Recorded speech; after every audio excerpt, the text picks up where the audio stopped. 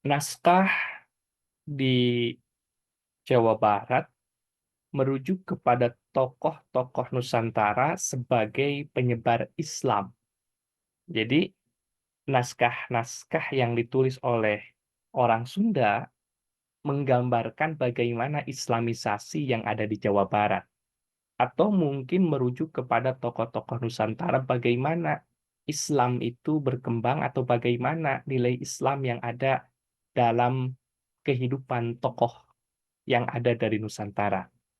Jadi beberapa teks naskah meriwayatkan perjuangan tokoh penyebaran agama Islam di Nusantara, khususnya di daerah Jawa Barat sebagai tokoh khas Sunda, yang menyiratkan pandangan awal masa Islamisasi yang lebih tua di Jawa Barat dan jauh daripada menyeluruh.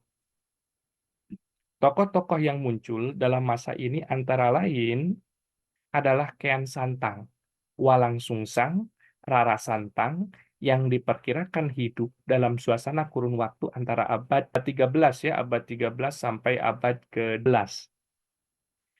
Teks-teks naskah lainnya diriwayatkan mulai mengembang walaupun belum begitu menyeluruh. Fase ini diperkirakan berlangsung dalam suasana kurun waktu abad ke-16 sampai abad ke-17 yang melibatkan tokoh Syarif Hidayatullah atau Sunan Gunung Jati dan para walinya termasuk kelompok Wali Songo dan keturunannya.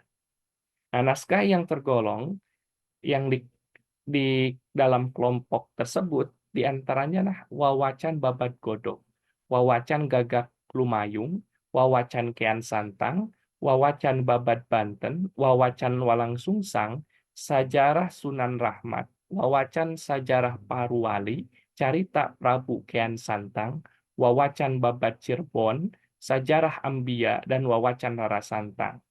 Kalau kita lihat misalnya ini adalah Wawacan Sejarah Sunan Rohmat. Nah ini salah satu teksnya ya. Teksnya itu merujuk kepada bagaimana kisah dari tokoh yang disebutkan Wawacan Sejarah Sunan Rohmat. Nah itu diantaranya berkaitan dengan berkaitan dengan kisah dari tokoh-tokoh Nusantara yang diabadikan dalam berbagai bentuk naskah.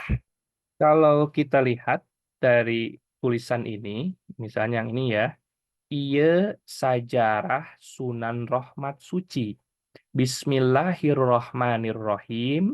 Alhamdulillahirabbil alamin. Wassalatu wassalamu ala asyrofil anbiya wal mursalin Sayyidina Muhammadin wa ala alihi wa ashabihi ajmain amma ba'du.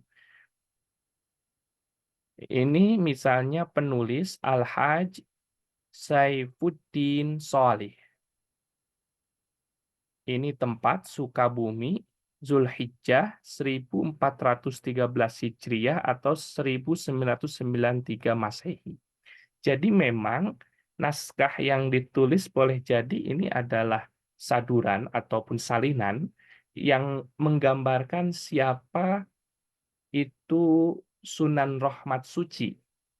Ini pembuka awalnya ini dan ini salah satunya.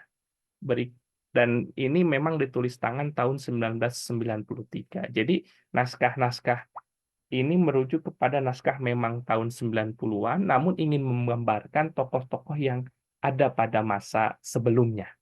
Nah, itu salah satu naskah yang memang ditulis pada masa-masa setelahnya atau masih tergolong tahun 1900-an.